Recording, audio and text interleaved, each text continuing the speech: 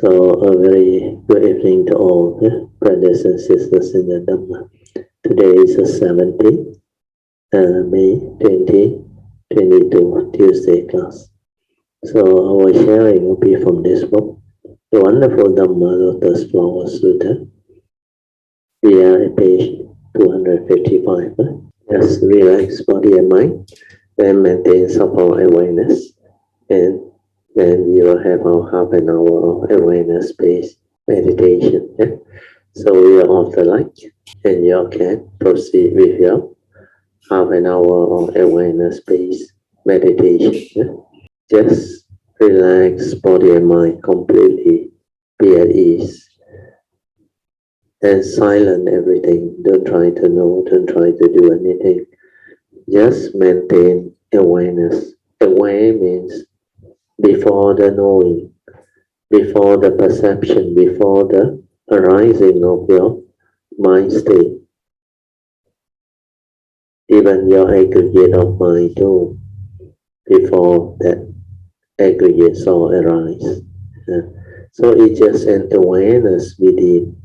But because the mundane mind has been so conditioned, most people cannot be in that state.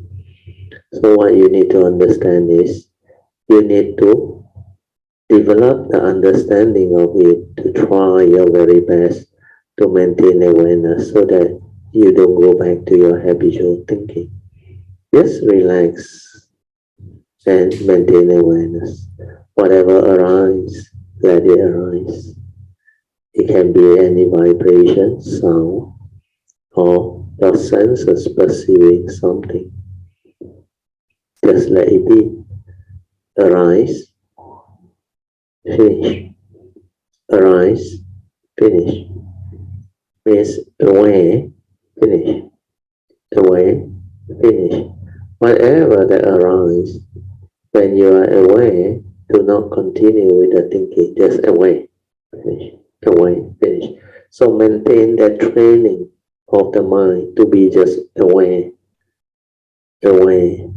So this is the fastest way to decondition whatever habitual thinking or heedless thinking that you have developed over your daily life when you are not able to maintain heedfulness or awareness. So this training is very useful, very important. So I will set the alarm now for 30 minutes so that you can continue with the training of the mind. Remember the four support, relax completely, body and mind, then maintain awareness. The third support is to maintain awareness for as long as you can. And finally, for those who have the ability to do that, then you stay at your heart area and develop the fourth support, which is trust. Trust your nature to do the meditation without any interference from your thought process. The mind has to be completely quiet, still, silent. And from there, it can develop the understanding, the awakening. It can also allow you to see things as they are and insight into phenomena. So all this will be possible. Okay? And just relax body and mind and maintain some more attention, and we will continue from where we stopped. We are at page 255 of the hard copy of this book, the wonderful Dhamma Lotus Sutra. Okay, I will read on that. Before Dharma went to China, he sent ahead two of his disciples, Fotu and Yeshi. The two Indian disciples went to China where they taught the Dhammador of the Dayan school. Their teachings are not based on language. That's why this awareness base, you don't need language. It is a direct pointing to the true mind. The word true is not there, pointing to the true mind. To see the nature and to realize Buddhahood. So that was the direct teaching. At that time in China, there was another Indian monk called Bohiruchi. The two monks taught the Dayan school, and Bohiruchi taught the Mayamika school. Bohiruchi persuaded the Chinese Dharma master to run Bodhidharma's two principles. Oh, sorry. I think the word is wrong. Drive, not run. I know. Yeah. It's not run. Bohiruchi persuaded the Chinese Dharma master to drive away the two disciples of Bodhidharma, to drive him out of the country, right out of the country. They were driven to Lu Mountain. At Lu Mountain, the Venerable Yuan, seeing them, asked, "Why did they expel you? Ultimately, what Dhamma thought do you transmit?"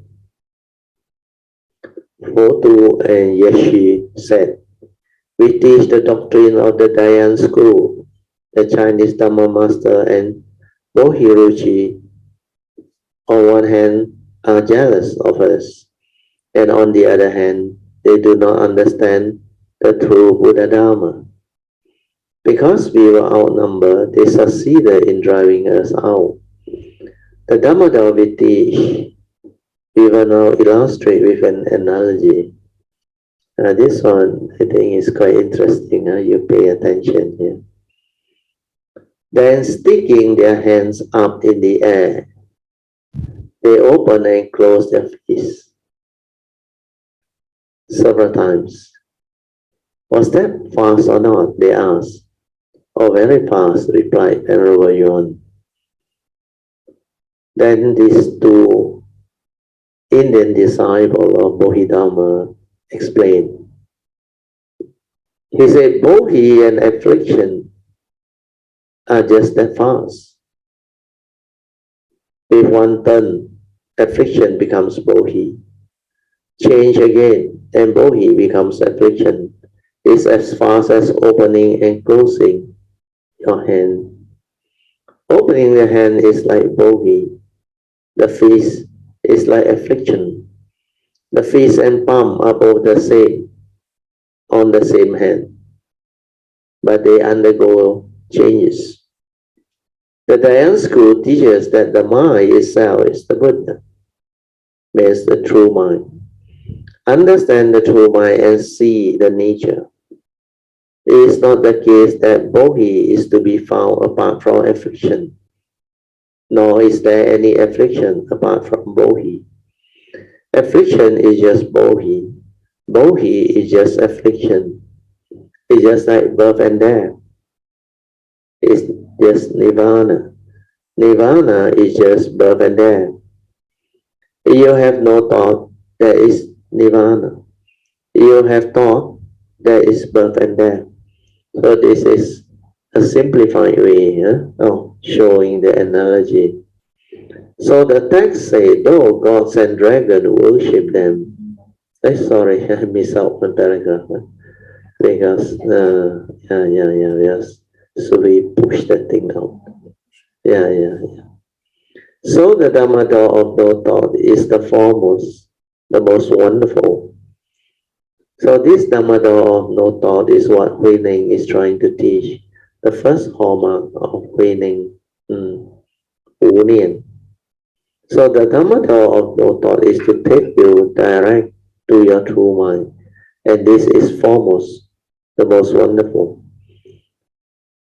If you cannot produce a single thought, then the entire substance manifests. This is like what I have told you all. When there is this ability to be silent without thought, then that is your true mind. That thing will manifest. That true mind, that true nature can only manifest when thought ceases to be.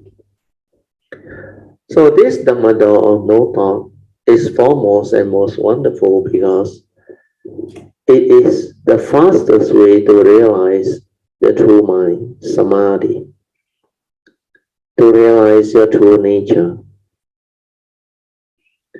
If you cannot produce a single thought, means you have samadhi. Then the entire substance manifests, means your nature shines forth. Because without thought, you are that awareness, that nature within. Once thought arises, you cease to be. You become the mundane mind. You become the thinking mind. You are lost in thought. So there is no thought. Without thought, your inherent Buddha nature manifests. So this is what I have been sharing with you all. But for living being to be without thought is not easy. They don't understand. The only instrument in life they have is the thinking mind, the thought process. That's why this awareness-based meditation, this Buddhist teaching, technically is not difficult. It's only difficult because people fail to really understand what this thing is. They use the thought or the thinking mind or the mundane mind to try to understand something that is beyond thought, beyond mind. So how can you develop the understanding? There is no way. What you need to do is to silence your mind, to really relax and maintain awareness. When you maintain awareness, you silence your mind. Without thought, that nature manifests. Then stay with it, stabilize that one. If you can do that, you will come to understand profoundly that you have two minds. One is dependent originating, condition arising. From that nature it arises. The two are very close. But the other aspect of the true mind, the silent mind without thought, hardly any living being understands. Unless they are cultivated, they have realized that nature, there is no way the normal human being can understand. That's why it complicates the understanding. Normal people cannot really comprehend the teaching. They can't really develop understanding because they are so conditioned by the thinking, the thought. That is the only instrument they have. And through that, they try to develop understanding by what? By reasoning, by analyzing, by using the thought process to define it,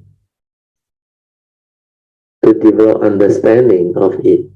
But that thing which you try to describe and understand is beyond thought. That's why you cannot use the instrument of thought to analyze and to reason and to try to develop the understanding. You need to silence, completely silent to realize it. That's why this nature is to be realized. It cannot be known. The moment you know is knowledge. It can only be realized. That nature, surface, and the awareness is with it. That's how you realize it. If you use the thought can only perceive and know.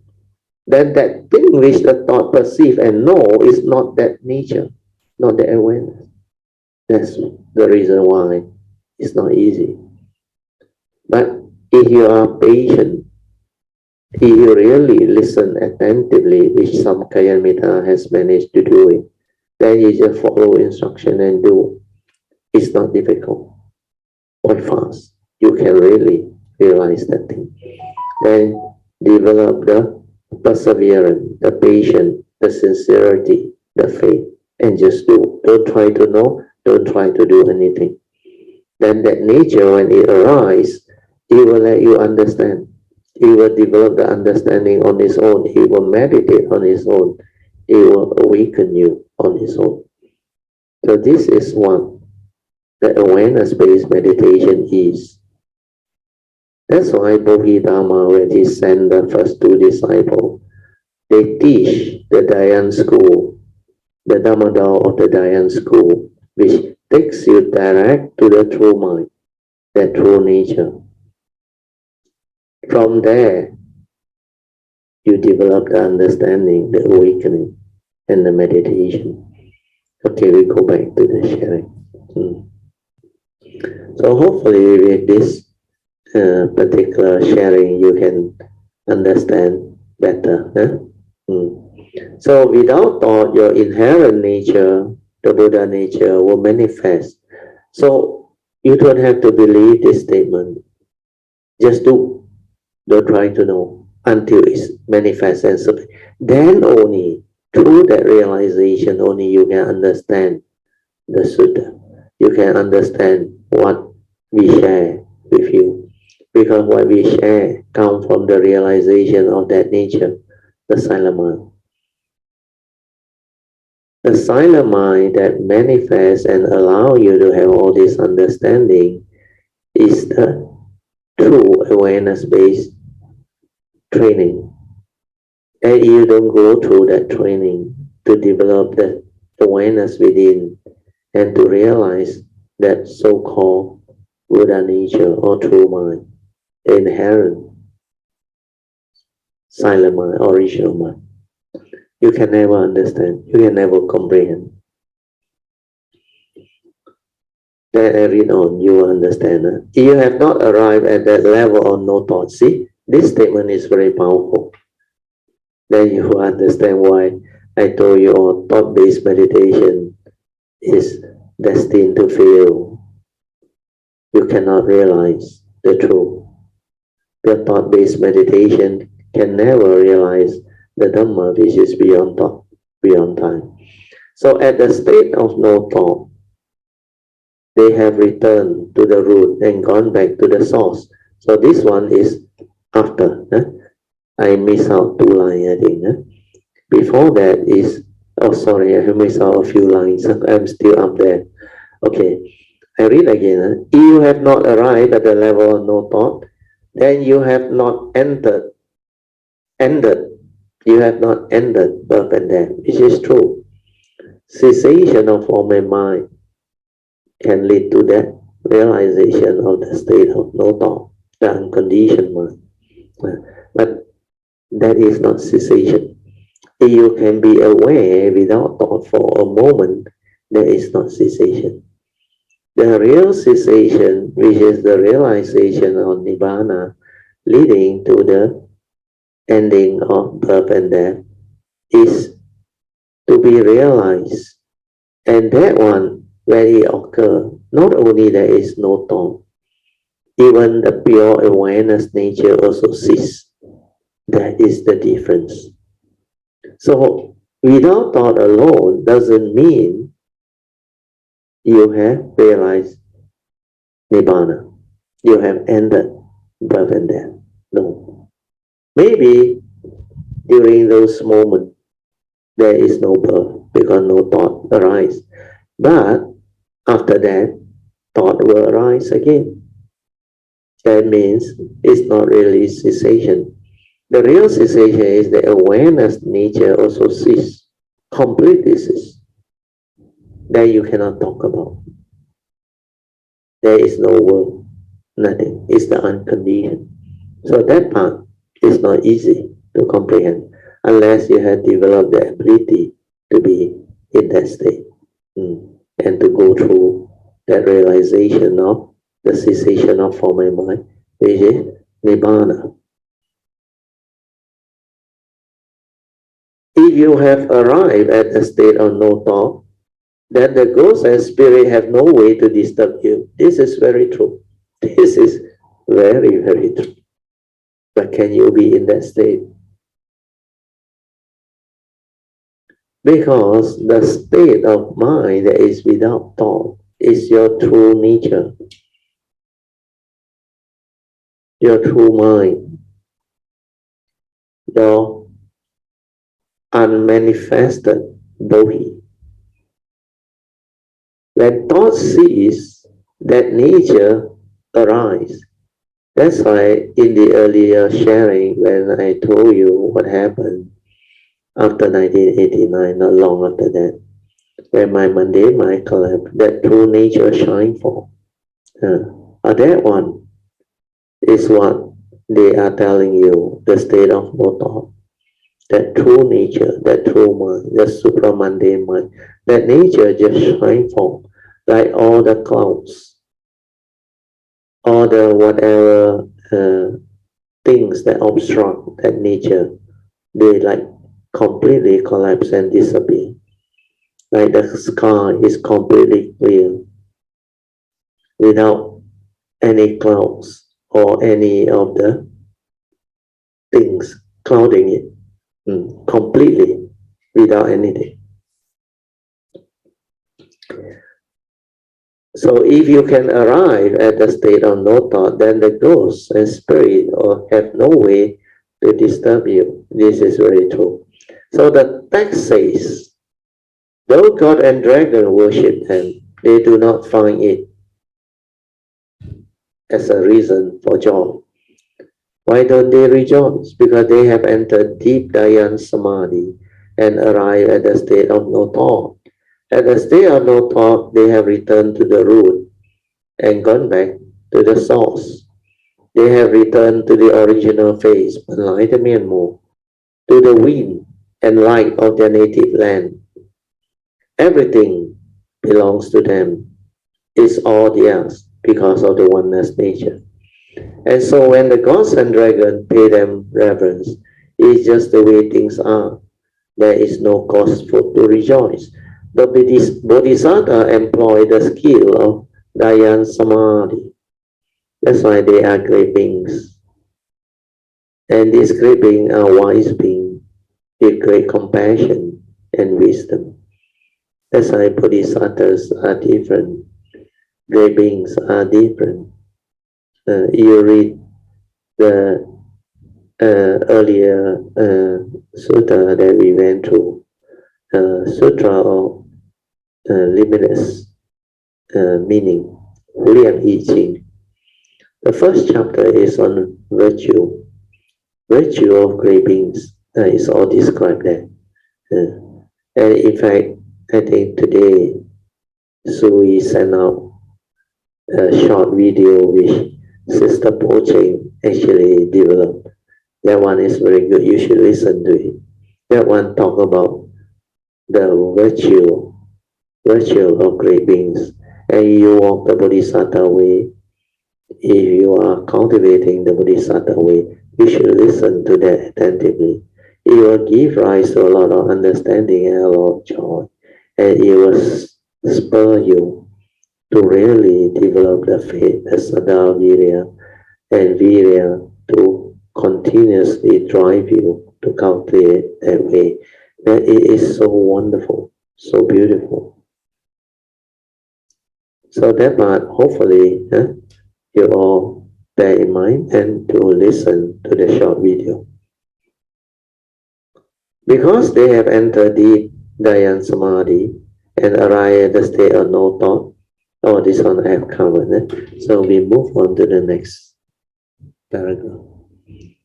The next paragraph starts with the sutta part. Also seen a bodhisattva dwelling in forests emitting light. They cultivate self-benefit and they benefit others as well. They dwell in the forest where they cultivate Dhyan Samadhi or meditation. After a while, they put forth great light. This great light comes from their nature. Why do they do this? They are relieving those suffering in the hell. Well, these are the nature's light. That's why great being their nature, when they shine forth, they are ever radiating for sentient beings, for the cultivators of the way, to actually help them to progress faster and develop understanding.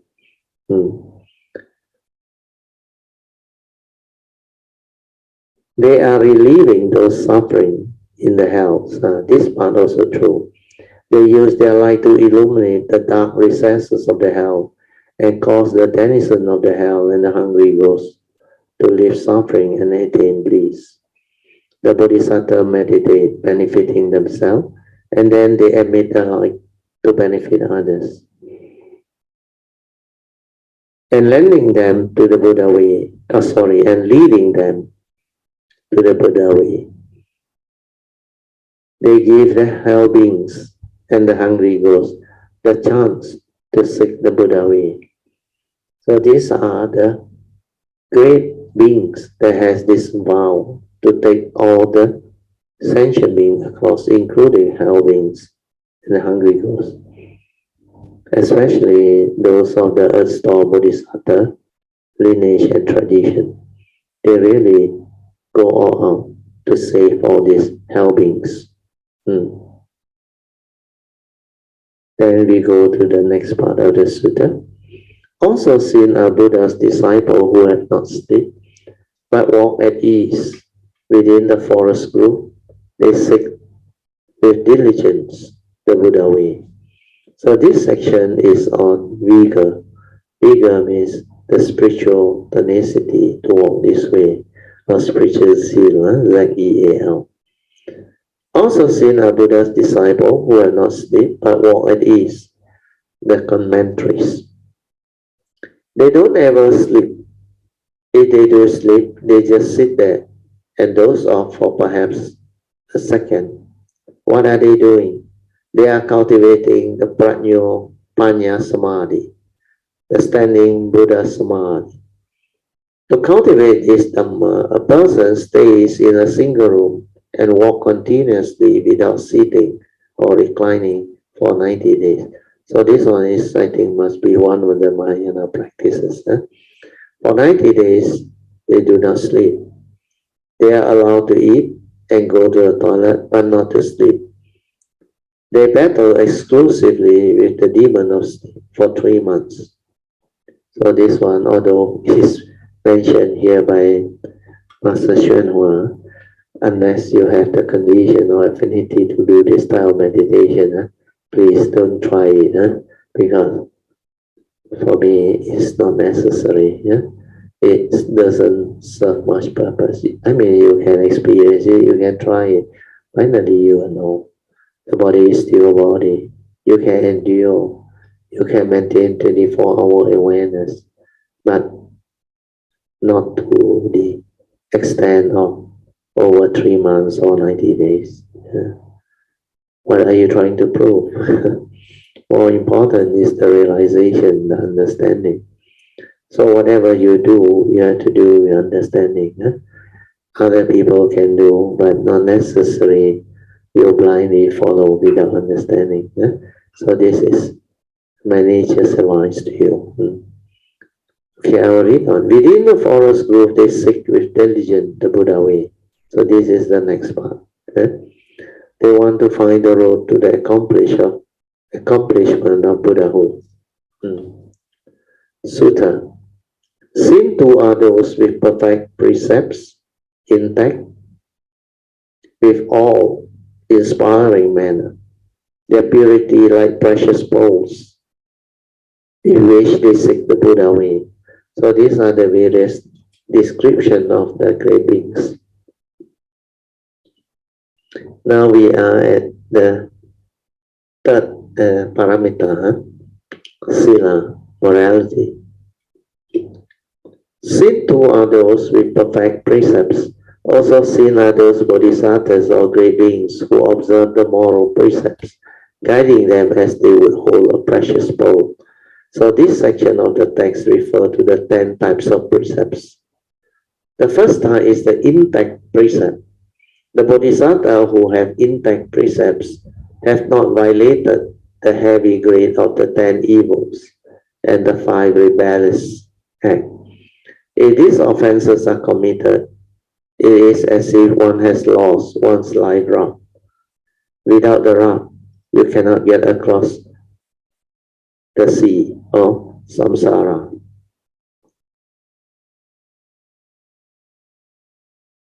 That's why in Mahayana, in Mandarin, samsara is always called the ocean of great suffering, Kuhai. That's why he said, if you don't have a raft, you cannot cross the sea of suffering, samsara. This means that you will not be able to cross from the shore of birth and death over to the other shore, which is nirvana, because of the heavy current of affliction. So it is most important to have intact precept, meaning that offenses have not been committed on the heavy grade. Even the monks, when they ordain and takes the monks' precepts, they vow to hold on to the precepts, to keep them. But once you have violated the serious precepts, or they call there is a name, I forgot already, those very heavy type of fault, when you make mistake, when you have violated certain very serious precepts, you straight away has to disrobe. Means you cannot stay on as a monk. So these are term, I forgot the name. That's why monk cannot commit those heavy violation of the heavy precepts, the serious, serious precept, major precepts, major precepts there. Because later on in the sutta, before the Buddha's parinibbana, when Ananda asked the Buddha about who to follow and what to follow, the Buddha did reply, the Vinaya and the Sutta. But as for the Vinaya is concerned, is that certain major precepts, this one you cannot avoid. But the minor precepts, Buddha said, is not so serious. You can do away with it. But the major one, you cannot. You have to maintain it. So that is what is meant here. We will go back to the Sutta section. Then I will read on. Then you can develop the understanding. So this part is very important. This means that you will not be able to cross over to the other shore of birth and death, to the other shore, which is nirvana, because of the heavy current of affliction. So it's most important that we have those who intend to walk this way to have intact precepts, meaning the offenses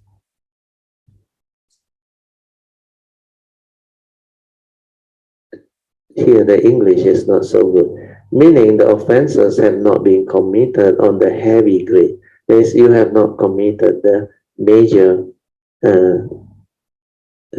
default of karma or violation of the precepts.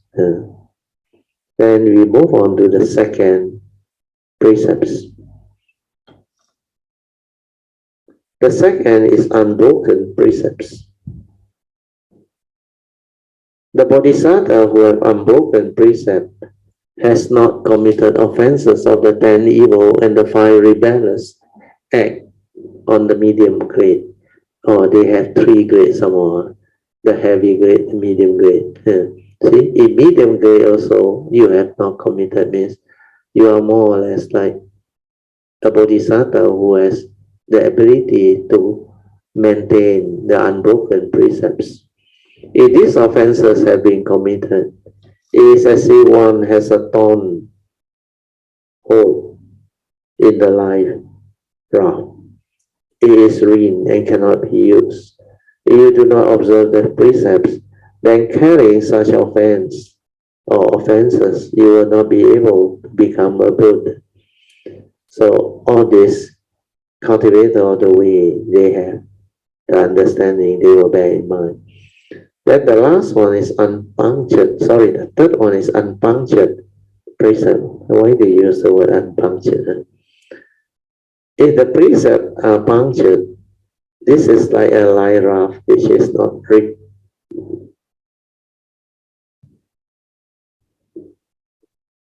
But has a leak the size of a pinhole, very small leak. It soon becomes useless. Unpunctured morality means that one does not violate the lesser grade of the 10 evil and 5 rebellious acts. To commit offense of the lesser grade is not so serious, and so it is said to be like a pinhole. With a hole, the raft won't float. If you do not hold the precepts purely, you wouldn't be able to become a Buddha. Actually, the raft is not such a good analogy. A boat would have become a better analogy.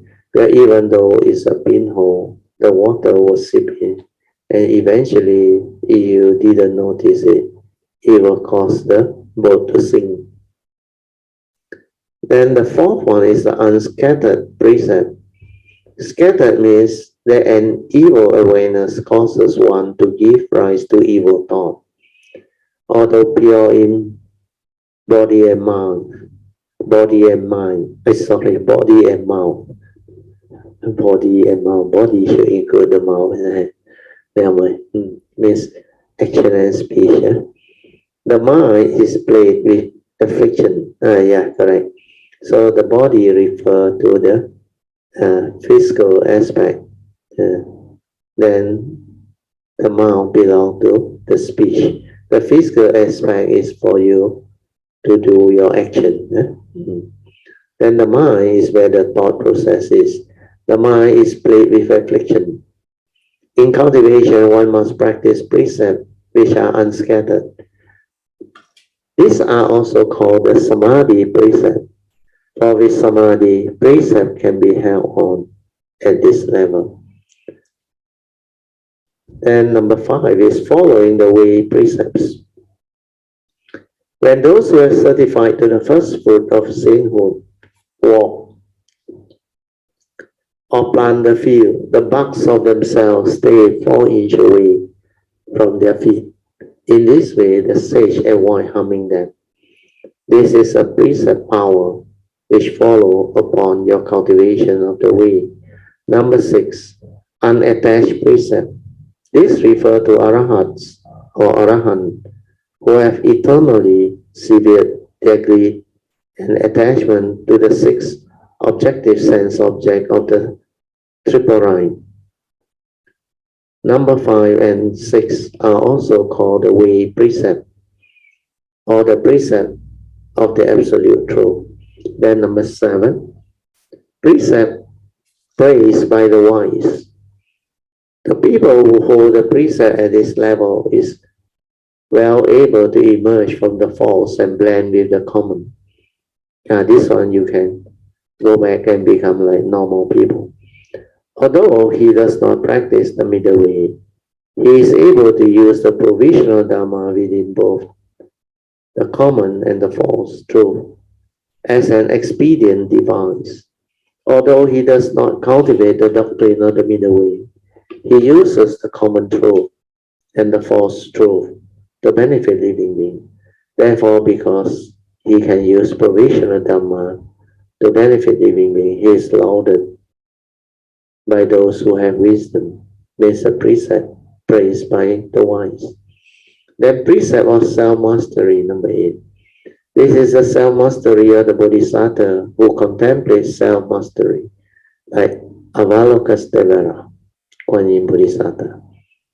They can use their spiritual penetration to freely roam at play among human beings and manifest both in opposition and in accord. Although they may appear to do evil deeds, they break neither the precept nature nor the precept covering. To keep the precept nature means that one doesn't even bring forth the thought to break the precept. To have the thought to break the precept to violate the nature of the precept, this has no outward appearance. The precept covering has a visible form. When one breaks the precept covering, that means one has committed an outward act of precept violation. At this level, neither the precept nature nor the precept covering is violated. It may appear that they are broken, but they are not.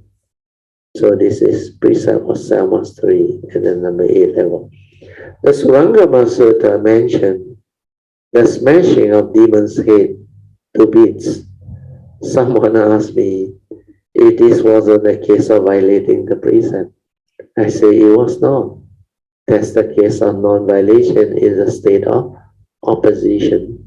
So this one not easy to comprehend unless you have developed your nature and your wisdom. Another example is Dayan Master Pao Chi of the Liang dynasty. About the time when Bodhidharma came to China, he was a meat eater, not a vegetarian. Every day he ate 2 pigeons. In fact, he ate 2 pigeons at every meal. The cook gave him 2 pigeons and he ate every last bit, bone and all. The cook thought, they are probably pretty tasty. And one day he snuck one of the wings to take a taste, thinking it won't matter. That Dayan Master Qigong would never know. But the moment Dayan Master Qigong saw them, he said, why did you steal a taste of my pigeon? I didn't eat them, the cook said. Really? Said Master Qigong. Very well, watch this. And he ate both the pigeons. Then he opened his mouth and the 2 pigeons flew out again. One of them flew away, but the other one was missing a wing. Well, where's the pigeon's wing, he said, if you didn't eat it. I cleaned and cooked the 2 birds myself, said the cook. How could he split them back up alive and well? From this, he knew that Master Qigong was no ordinary person. He truly dwelt in the state of a great bodhisattva.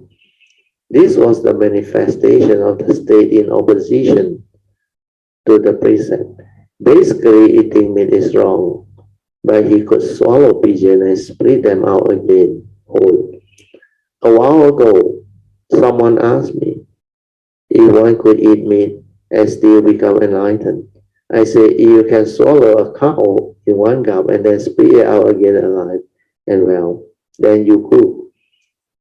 If not, you will surely fall into the hell. You will be obliged to pay your debt. If you eat their meat, in the future, they will eat yours. There is not the slightest bit of courtesy involved. So the aid of the precept of self-mastery. This means that whatever you want to do, you can do it, and it's all or always right. Means this one is someone who has perfected their understanding and has self-mastery. You say, I don't like it, try it out. Sorry, you say, I would like to try it out. If you have spiritual penetration, you can give it a try. If you don't, then you wouldn't be able to pull it off. Number 7 and 8 are also called common truth precepts. Precepts number 9 is precept in accord with samadhi. Whenever you do something, it is as if you weren't in samadhi.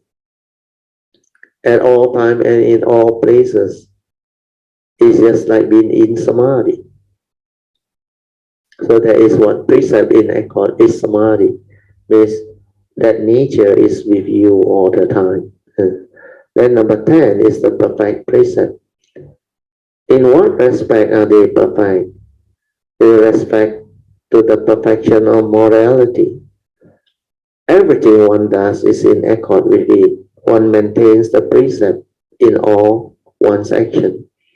Although it may look to you as if such people have violated a precept, they exist in the realm of the bodhisattva and so they cannot be judged as one would judge ordinary people.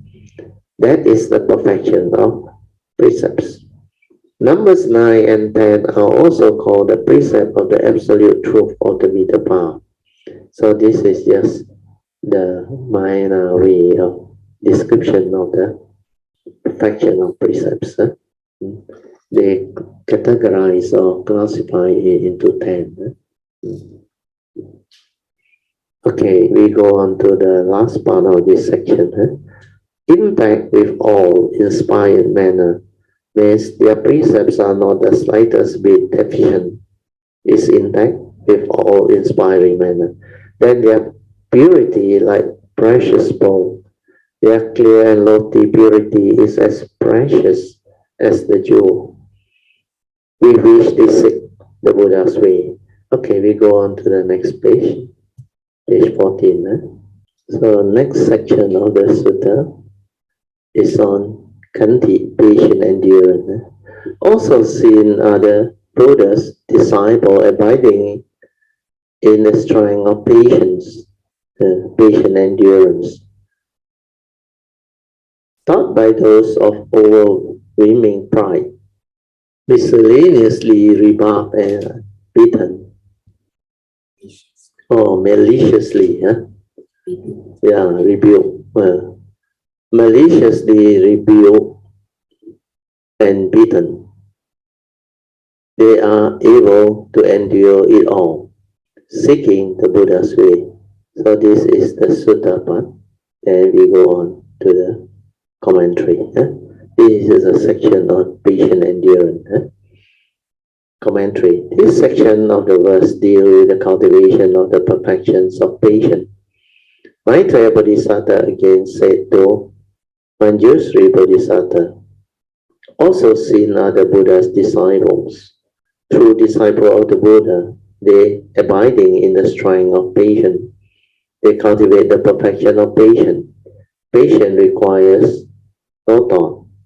Arriving at the level of no thought is just patience with no production. Patience with Dhamma, and also the patience with the non-production of Dhamma.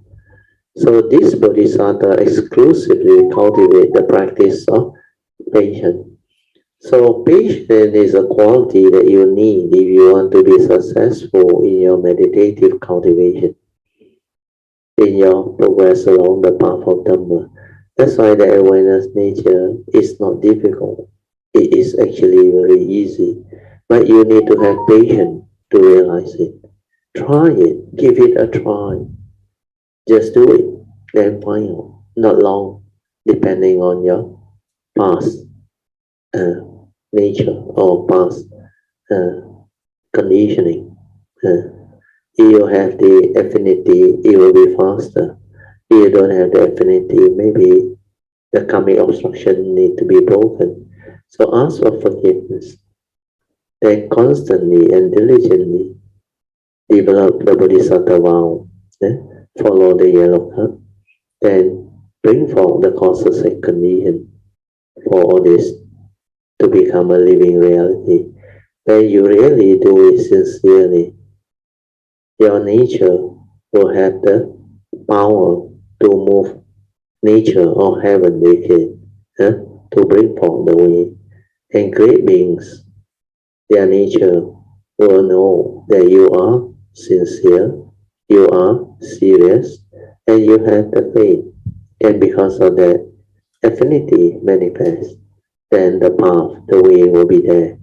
So if you are patient enough, you will realize the truth, the way. So the first thing you have to do is to be patient in your cultivation to realize your true mind, your silent mind. But that is the most important. If you cannot reach the state of no thought or without thought, you cannot start your meditation. Because there is the awareness that you need to realize. According to Sakyamuni Buddha, under the Theravada Sutta, without sati, you are seated. That's why for sati is life, and sati is mindfulness, awareness. And without sati, there is no noble eightfold path, no cultivation of precept, no cultivation of the four foundation of mindfulness. So sati is most important. Without sati, you cannot investigate Dhamma. These are enlightenment factors that you need. You cannot be aware and mindful of defilements. You cannot develop the sensitivity of mind to keep your precepts. Yeah. And without sila, samadhi cannot come in, cannot kick in. And without sila, samadhi also really cannot arise, because samadhi, the true samadhi, which is not one-pointedness and concentration of mind, born of a conditioned state, thought-based. We are one-pointedness cultivation of energy field. This samadhi is a different one. It is a collected and unwavering mind. A mind that is very free, natural, not in a conditioned state. And yet, that free mind, not in a conditioned state, is collected and unwavering. That is samadhi. So before you realize the true mind, the silent mind, which is your awareness nature, the sati, you cannot develop samadhi. After you realize that, then only you can develop the stability of it to make it ever mindful. Then only samadhi can arise. Then with samadhi, you can see things as they are, to awaken, to realize the truth. That's why panya or prajna, wisdom, can arise. Then heedfulness is not only ever mindful. Ever mindful is only one aspect of heedfulness. The second aspect of heedfulness is constantly meditating. That's why without sati, you cannot be ever mindful. You cannot even be mindful. Then without mindfulness, you cannot stabilize it to be ever mindful. Then even after you have the ability to be ever mindful, you still need to cultivate the Noble Eightfold Path, which is the meditation as taught by the Buddha. And when you do that, you are ever mindful and constantly meditating, and combining these two is heedfulness. That's how the cultivation comes to be. So this is very clear. You can understand the reason why you need to have awareness, sati. You need to realize the true mind to start. Because the Buddha and the Dhammapada verse 21 make it very clear. Heedfulness is the path to the deathless. The heedful never die. Whereas if you are heedless, heedlessness is the path to the dead. The heedless are as if dead. You don't stand a chance. If throughout the day you can't even be mindful, not to say ever mindful, and constantly meditative, then you are being heedless. You think a lot. You are hardly aware or mindful of what is going on in life. This, you live a heedless life, deluded, blind, without clarity, without awareness, without sensitivity. You can't see, you can't understand. That's why you entangle yourself. You develop affliction without understanding. And all this is what the first noble truth is all about. The noble truth of dukkha. When you deludedly attach, cling, grasp, and hold, suffering will be the result. So this shows to you the importance of sati, mindfulness.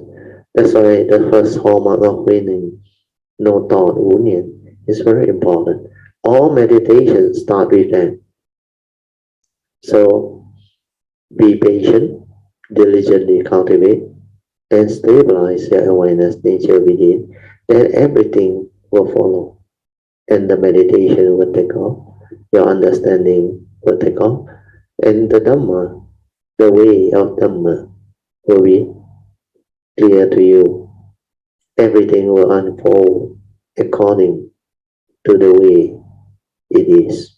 Okay, we go on a bit more. Okay. Taught by those of overweening pride.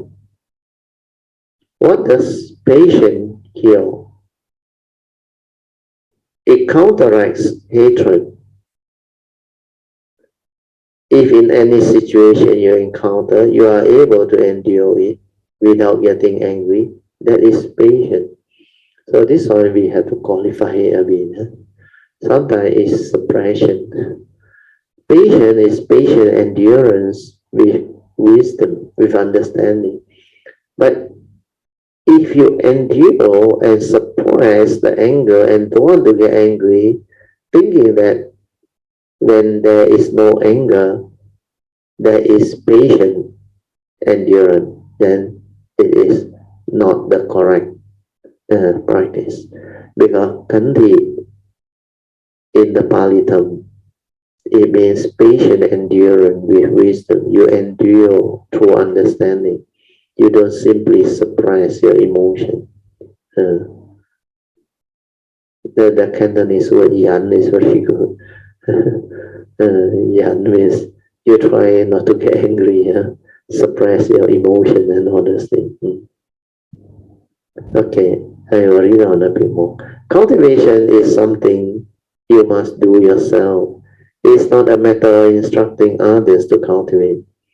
Some ask me, if someone is cultivating patience, is it alright if I test him out? Can I try his patience? You shouldn't. Don't test other people, test yourself. But this is good advice. No matter what happened, can I bear? Can I remain unmoved? Does my thought remain unmoved? Whether in accord or in opposition, do I remain at peace? Just as if nothing had happened. Can I refrain from getting the least bit better? So this one needs understanding, wisdom. Otherwise, you are suppressing it. It has not been rooted out. Means the evil roots are still there. Take care not to test others. Cultivation of the way should test themselves, not others. If you test others, you will get way off the track. For example, if you want to go to New York and went directly, you could get there by train, by bus, or by car, or in just a few days. If you didn't go direct, but first took off to the south or north, took a lot of different roads, you are wasting a lot of your time. The meaning here is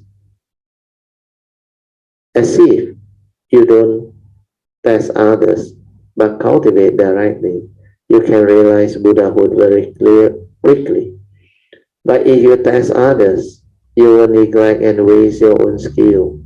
You may have been destined for Buddhahood, say in 3 great Asankaya Kappas. But if you start testing people, it might take you 9. You forgot your own skill in testing others. So this is Xuanhua's version. But basically his advice is good. What is there to test? When you yourself are not ready, how can you test people? Even if you have the ability, why must you do it? Just let things be. When can you test others? Here Xuanhua tried to say something. When you have reached a level where you have spiritual penetration and can actually manifest the 18 transformation in empty space, put forth water from the top of your body and fire from the lower part, and emit fire from top of your body and water from the lower part, means the 3 miracles performed by Sammasambuddha. When fire and water do not obstruct each other, when you have arrived at that state, then you may test others. Until then, I would recommend that you refrain. So the text say, taught by those of overwhelming pride. What are such people like? They are arrogant. They look down on everyone they see. They feel that they themselves are number one. I am number one in intelligence and number one in wisdom and in learning. I am number one in everything. They don't mention that they are number one in stupidity. They don't feel that they are number one in stupidity. When in fact they are. People of overweening pride are arrogant. You see, and only stupid people are arrogant. Unless one was stupid, one would not be arrogant and look down on others. Why? Take a look at Sakyamuni Buddha. Is he stupid or wise? Obviously he is wise. He is the greatly enlightened one. He sees that all living beings can become Buddha. He sees all living beings as his parent from former life and as the Buddha of the future. Therefore, he does not dare to slight living beings. Now Sakyamuni Buddha is the greatly wise, greatly enlightened one. And he is not arrogant. Repeatedly to common people, what do we have to be arrogant about? What do we have to be self-satisfied about? Arrogant people of overweening pride are really number one in stupidity because they are arrogant towards everyone. Okay, we stop here. Huh? Okay, so now 9:47. We will open up for meditation reporting followed by Dharma discussion or Q&A. Huh?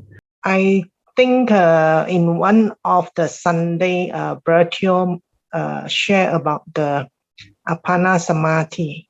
Yes. So I think I more understand about that because I had the same experience when I relax and aware. So slowly then my mind just very calm lah.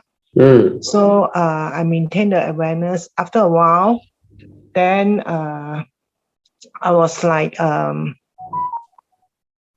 I told you that I used to doze off that time, you know. So I was thinking, so whether am I really meditating, you know. But after Bertio explained the Apana Samadhi, so I came to understand that even though I doze off, I maintain my awareness. So slowly I will develop and stabilize my inner awareness. That is the most important thing lah. Yeah, because when you doze off, it's okay. Let it doze off. Because sometimes body tired and you have not developed the ability or stability to be aware. So initially, people doze off and then they snore. It's okay. Yeah. But the key is we are here to develop awareness-based meditation. So we want to develop the awareness mind, awareness nature within. We want to realize that. So you have to follow the four support. You can relax. Then normally, if people relax, if they have not developed the training, they will doze off, they will sleep, they will even snore because it's very natural, very comfortable.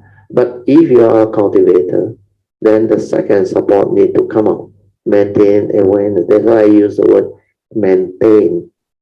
Don't lapse into the unconscious or doze off or become like unconscious. So this understanding is very important. Maintain awareness. Every time it doze off, maintain awareness. But when it is due to your bodily condition or whatever, you need to rest, you need to doze off, you let it happen naturally. Don't resist it. But whenever you become conscious again, the first thing is to remind yourself to relax and maintain awareness again. And then that time you realize after the tired rest, you can maintain awareness better. And then do it. Then after that, if it goes off again, normally people snore. The very first moment when you're about to doze off, the snoring will start. Actually, when you have maintained awareness, that snoring sound is very loud, and you will be able to be aware of it. The moment you're aware of it, maintain awareness again.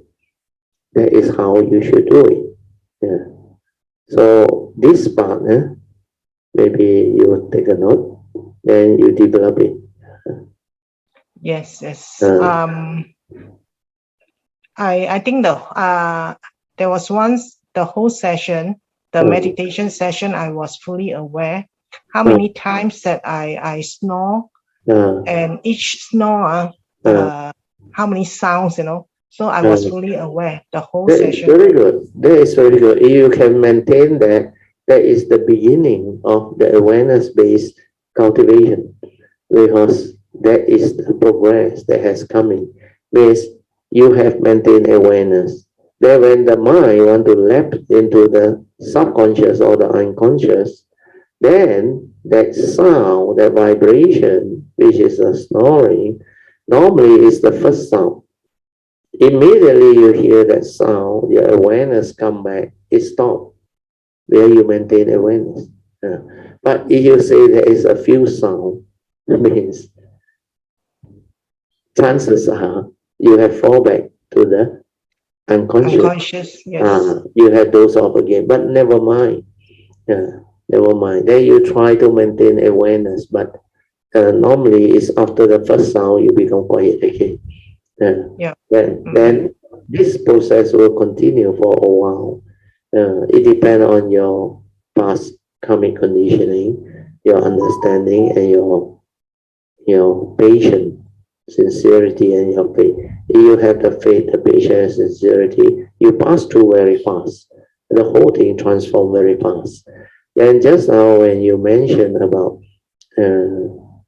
the Apana Samadhi and all those things, Apana Samadhi is very different. Apana Samadhi, when you go in, you become like absorbed into it, very calm, like no thought, or you are in the state of one-pointedness, awareness. If you do anapanasati, or if you do the focusing, 40 object of meditation, means one-pointedness, means you focus on the tip of the nostril or whatever, then it becomes one-pointedness. That energy will build up.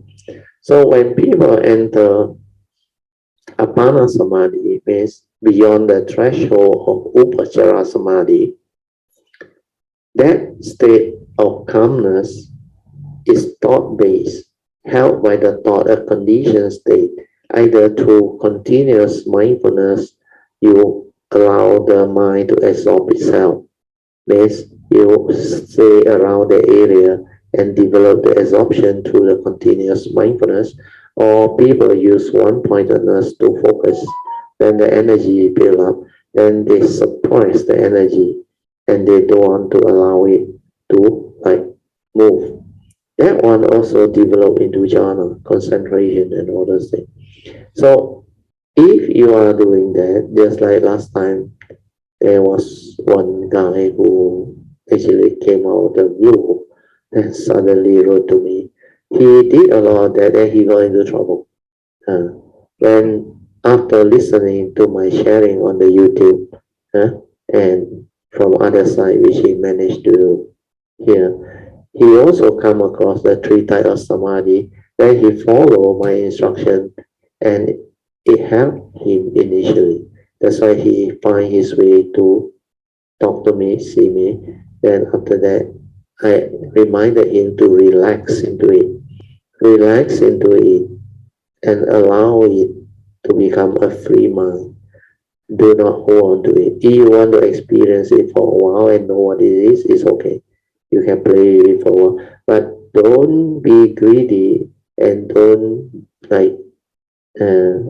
become attracted to all this calmness and energy field and try to do psychic thing or funny thing. It will backfire.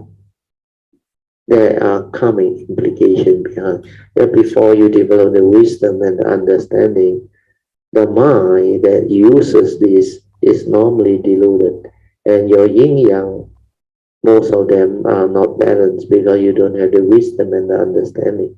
So when the yin-yang is not balanced, this energy field, they hit back. They become like in conflict. So sometimes you will experience certain thing which is very extreme, either too hot or too cold. And this style of practice attract non-human Mara.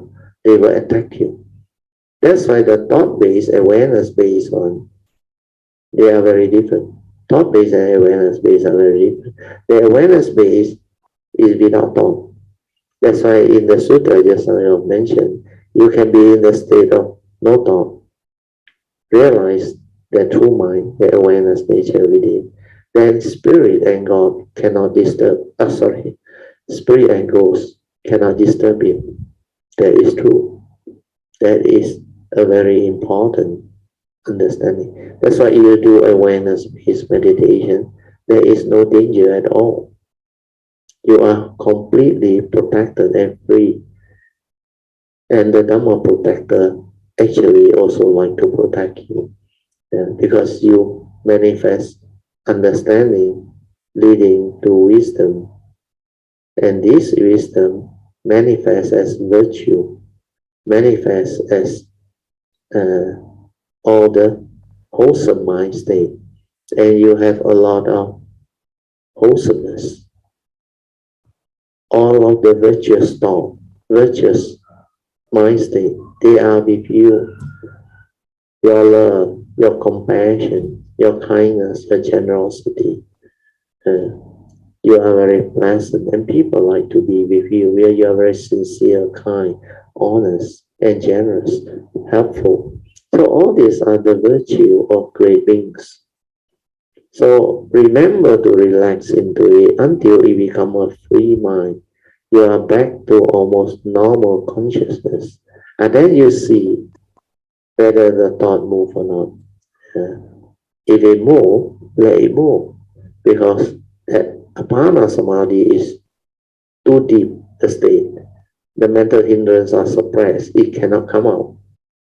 You cannot be tested. You cannot know whether you have done your meditation correctly or not.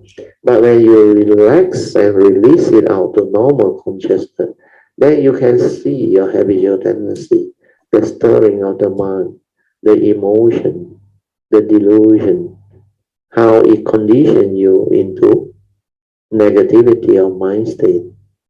Then how you get yourself entangled, and how all this habitual thinking, habitual tendency, how your views, opinion, and conditioning and belief system actually come into play and make you deluded and make you become what you are. So all this, when you are aware of it, you develop the initial wisdom. Then you know all this lead to suffering, misery, affliction. Then you will know how to reverse all this. That's why through tracing the origination factor, you can retrospectively reverse it. Then you try to recall what the Buddha teach, how to see things as they are instead of seeing according to your conditioning, your memory. Acting according to memory is not acting at all. Your memory are all your views, opinion, conditioning, your fear, phobia, insecurity, all the negativity of mind states. So you act according to that. There is no wisdom behind. You are acting according to your fear, your phobia, your insecurity, your greed, your hatred, your delusion, your emotional negativity, basing on your belief system, your views, and your conditioning. So all this is not acting at all. Where the true action demands wisdom and understanding.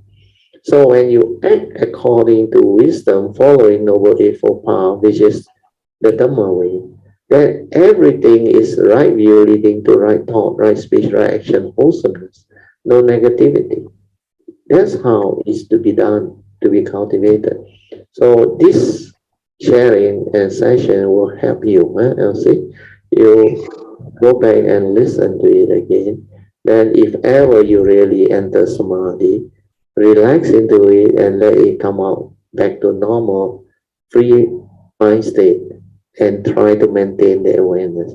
Then you will see how your memory, your views, your opinion, your conditioning, your belief system, your phobia, your fear, your insecurity, all of your experiences, good and bad, that you accumulate, they are the one that create the thought. That's why thought is respond to all those memories. Then from there, it condition you into all this mind state. That's how you become deluded, entangled, and become what you habitually condition into. So through this understanding, you can reverse it. Through an understanding that the Buddha had taught, and I also have shared with you. So you learn to see things as they are. Yes, you have to straighten your view. People are just the way they are. The world is the world. Condition like that, things will be like that. So if you have all this understanding, then you can be at peace with every moment of sense experience. Instead of allowing your memory, your views, opinion, and conditioning and belief system to come in and interfere with life and cause you to behave in that way, which is delusion, leading to suffering, then there is a chance of change or transformation. If you do this, your cultivation will take off, and you will develop the understanding, the straightening of view to free, to liberate. Then you realize you become different. You become more peaceful, more calm. You have more understanding. Then it leads to wholesomeness, virtue. Then your mind becomes more peaceful, more clarity, where you are more aware, less reactive. Then when you are less reactive, you don't stir your mind so often. Avijja paja sankhara become less. Space within thought become more and more and more. Then your awareness nature starts to grow. Then you realize very easy to meditate at that time. That's why your daily mindfulness must be there, must be very stable. Then it will lead to ever mindful, then constantly meditative, then you become heedful throughout the day. That's how you finally develop the progress. Okay, Elsie? Yeah, sadhu, Brother Teo. Yeah. I will do that. Yeah. Very good. Evening, Brother Teo and all the. So a belated happy Vesak, huh? We just had our Vesak. Yeah. Our Vesak, yeah. Do you have any question or any meditative experience that you want to share or report? Yeah, first of all, because it's kind of like, I think sometime I didn't join Brother Teo. Yeah. Last week and last Tuesday and this Tuesday I joined. I found that these two teaching were very good. Sadhu.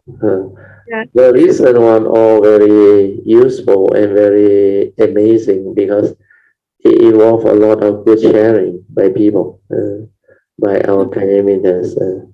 Even that day, at Pamasuri's house, the Vesak day, we had the whole day sharing there. We had breakfast. Not breakfast, sorry, lunch. Then we have our Dharma sharing again. Then after that we have our dinner. So the whole day session was very good. And the recording, I think Chin Hao has put it out on the audio file. There is a video also. You can listen to it. That one is even more interesting. Very, very profound and deep sharing. Because there were conditions for it. I think it started off with Pamasuri. Oh no, Brother Teo. Oh, Pamasuri, sorry. Then Brother Teo.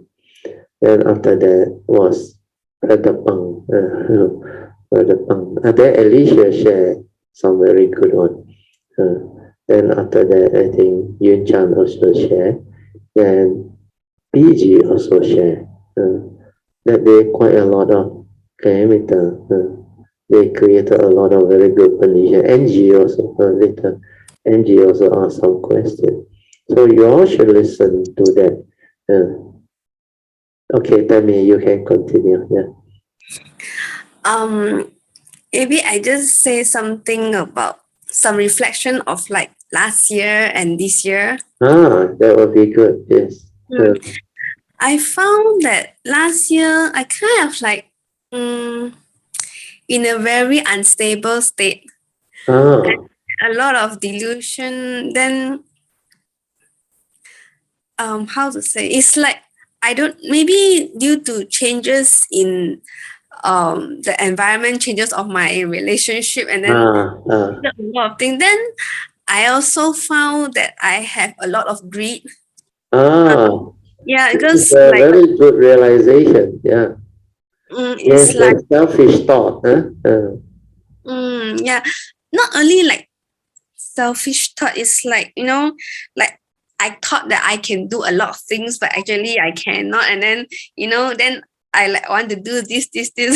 Oh, that is not greed. That is ambition. You have very high expectation and ambition to do a lot of things. So it's not a greed yet. It's only a greed when you cannot get, also you want to have it, and then it becomes greedy. Having ambition and not able to realize it is not really greed, because you want to achieve certain thing. And as a human being, you have a choice. You can work towards it. You can diligently cultivate or develop the understanding, then achieve it or realize it. So this is more towards the mundane ambition. But greed means you go the crooked way to get it. Then when there is no condition, also you want it. That is greed.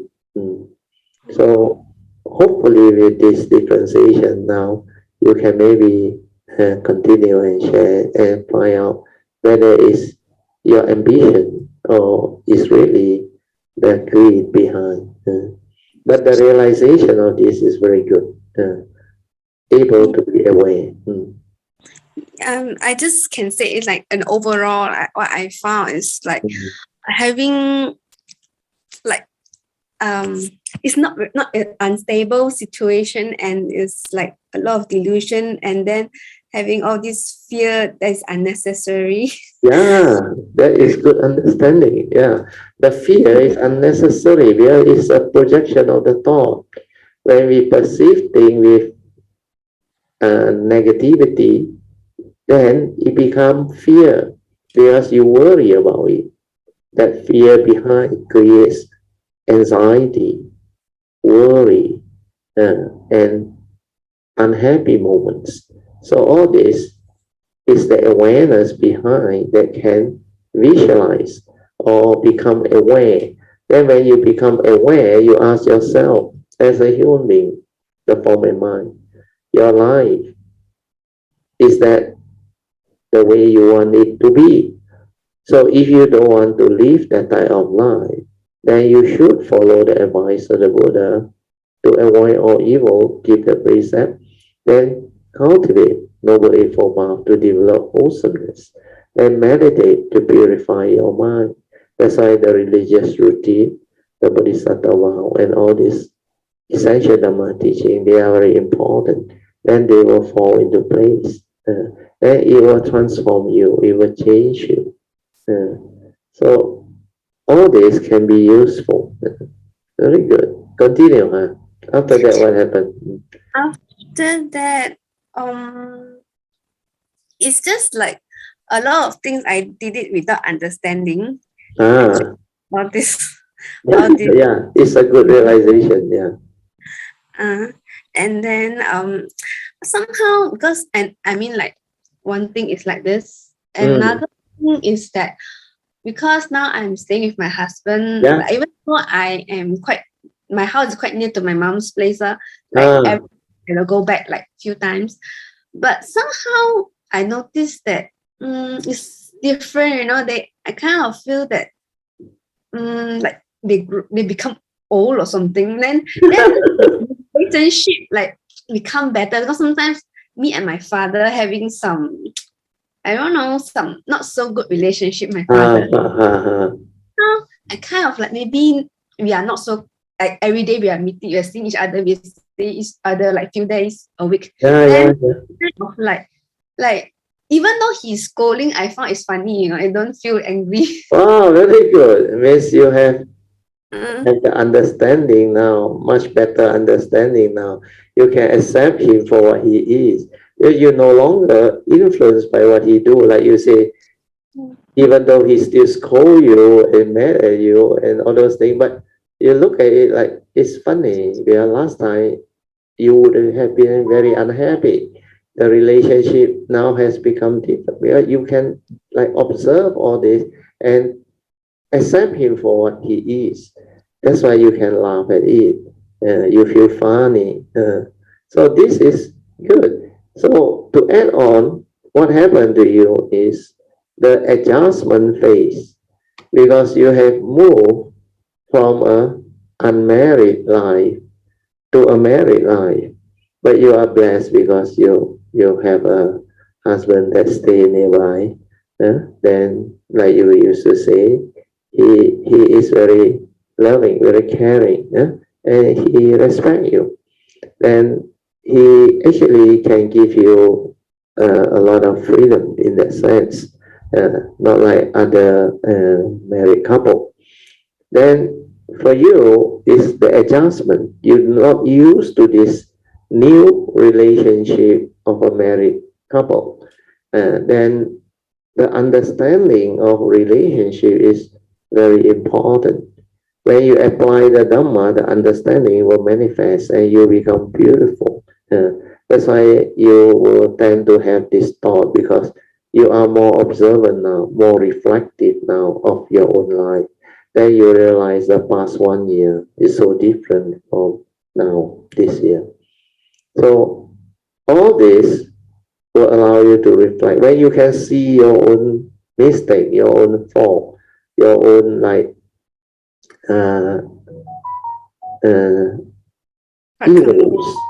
evil roots.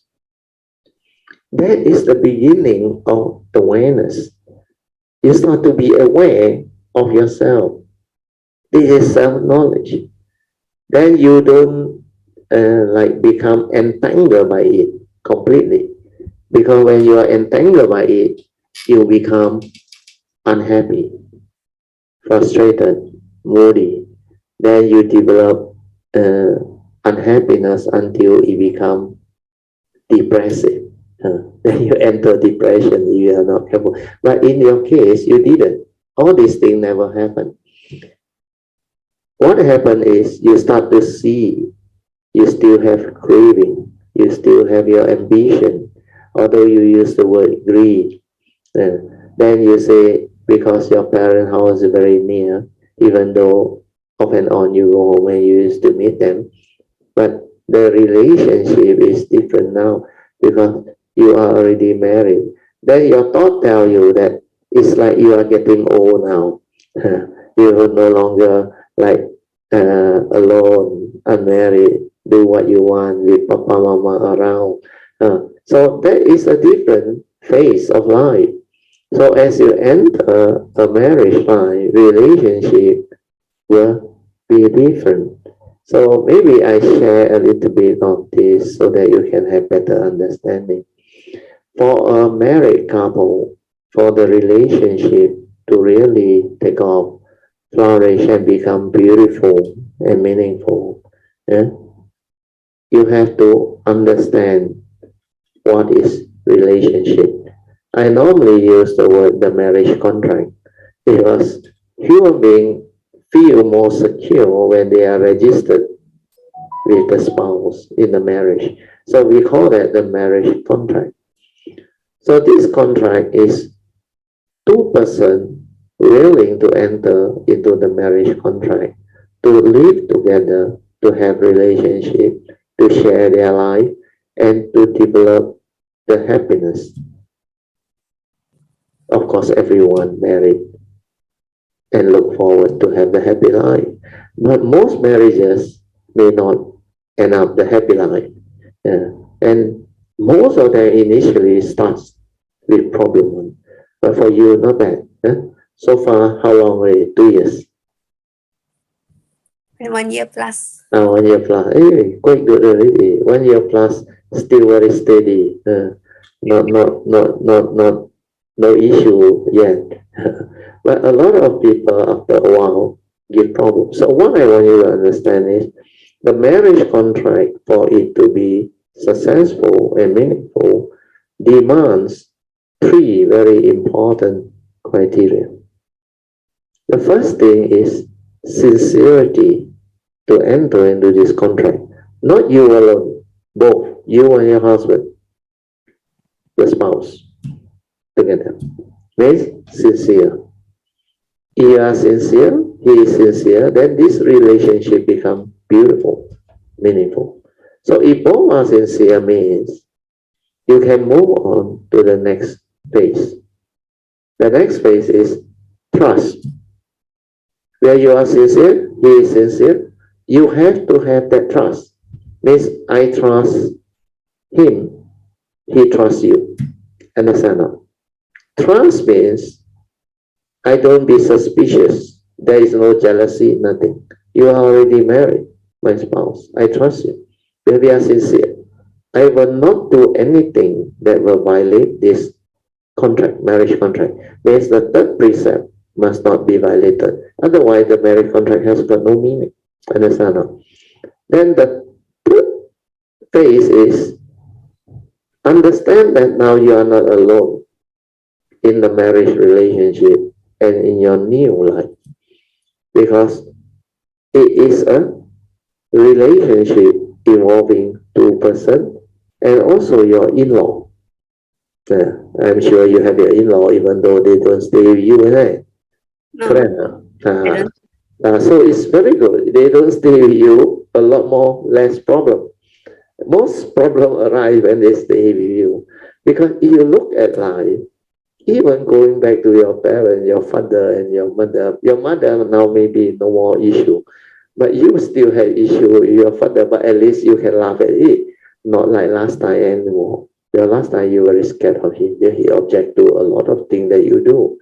But now it has turned out to be different. Where you are married and he also has less power to control you. Where you are like more mature, married, and you have your own family. So they have to have the understanding. So the 3rd one is to give and take. Because when you are sincere, you have a trust, then you move on to the 3rd phase, is to give and take. Means you cannot just want things your way anymore. You have to consider your partner, your spouse, feeling and all those things. So the best way is develop understanding and consensus to make this relationship meaningful, beautiful, and very, very special. How to do it? That one is very important. Please discuss it out. Check with each other. What are your strong points in living life? What are your weaknesses? Then your spouse, what are the strong points? What are the weaknesses? Whatever the spouse that has the stronger point will take over the duty and responsibility of that aspect of household. Understand? Let's say you are working, your husband is also working, okay? Both are working, correct or not? Or you don't work already? I still work. Good. That is very good. So you work, he work. Means both also have your career. But your house, you need somebody to take care of it. So if you like household, you're good at household, you say, okay, this household thing, you take care. That other thing, he is good, like pay bill, settle other things, like assessment, all those things, or whatever. Then to deal with neighbors or whatever. If he's good, let him deal. Understand? If he's good at like planning, financial and all those things, so let him handle. Understand? But the best way is they have this understanding. Whoever who have the ability to be successful in financial planning, that one is very important, because if you know, he or she or you know how to do the financial thing, then the one that is better, more experienced, should be in charge. But in charge doesn't mean he control everything. No, in charge means he take care of finance. So whatever shortfall or what, or he need your help, then he discuss with you, he let you know. So what is more important is, if he know how to tactfully manage his finance, then he should have saving, he should have surplus, then he should have the ability to grow his retirement fund and all those things, so that later on in life, you all can have the good life, financial freedom and all those things. Even you want to start a family or what, you can.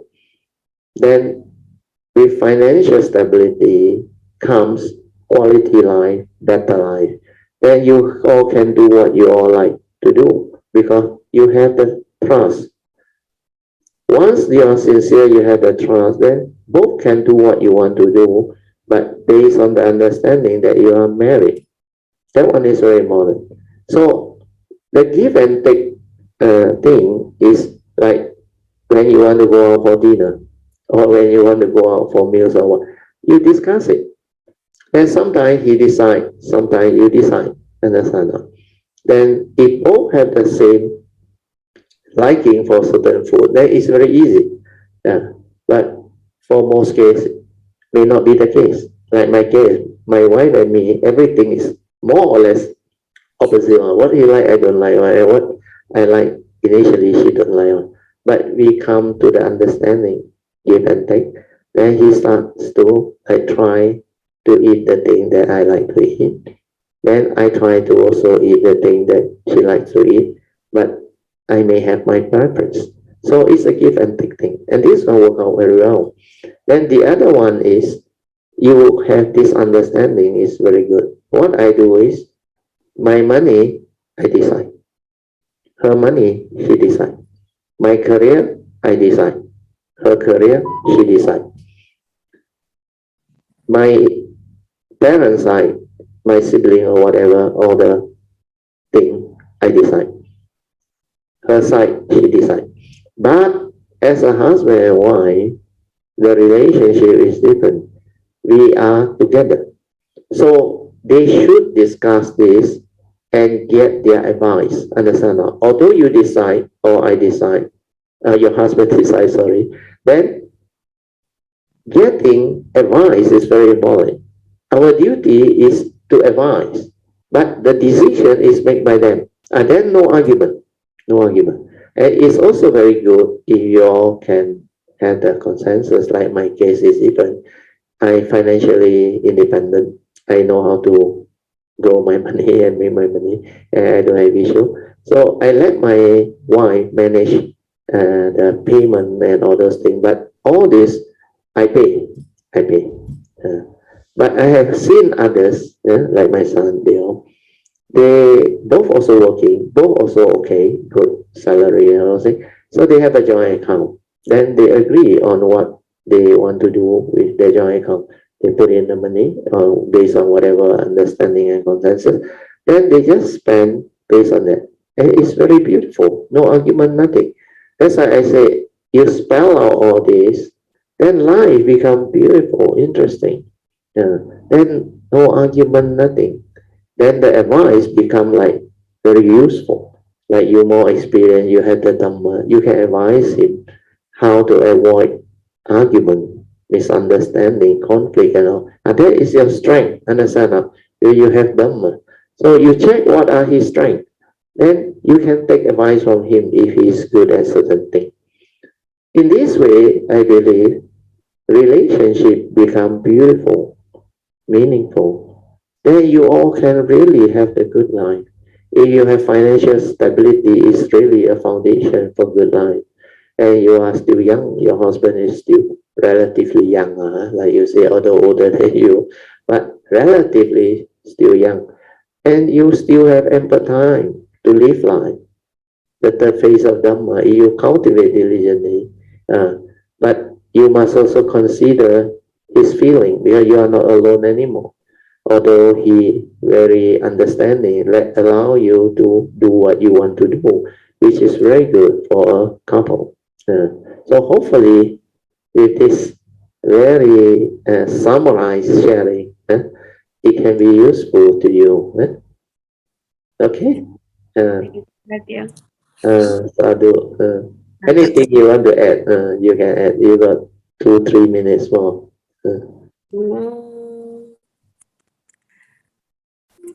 Nah. Okay, then listen to what I shared today. It can be helpful. When you are going through the adjustment phase, so don't worry, you have been doing well. It's beautiful. So the adjustment phase will lead to understanding. Luckily, you shared today. So at least I know you are doing fine. Yeah, actually, I feel that, like last time when I was single, Yeah. then how I think is like, for example, this way. Then after I'm already, then now the thinking, the thought will be different already. You consider other situation and other people already. You are no longer like last time, very selfish. I say the selfish thought. You think of yourself only. You don't consider other people's feeling. Now it's different, isn't it? The married life, you have to consider many things, isn't it? In-law. Yeah. First, I was not so very happy about it, but somehow definitely. adjusted already. Then the adjustment phase is very important. Experience Then different. you start to understand the adjustment phase become beautiful. That's how life improves. Everybody goes through that. Initially, also, even my wife, starting young, that time, don't know.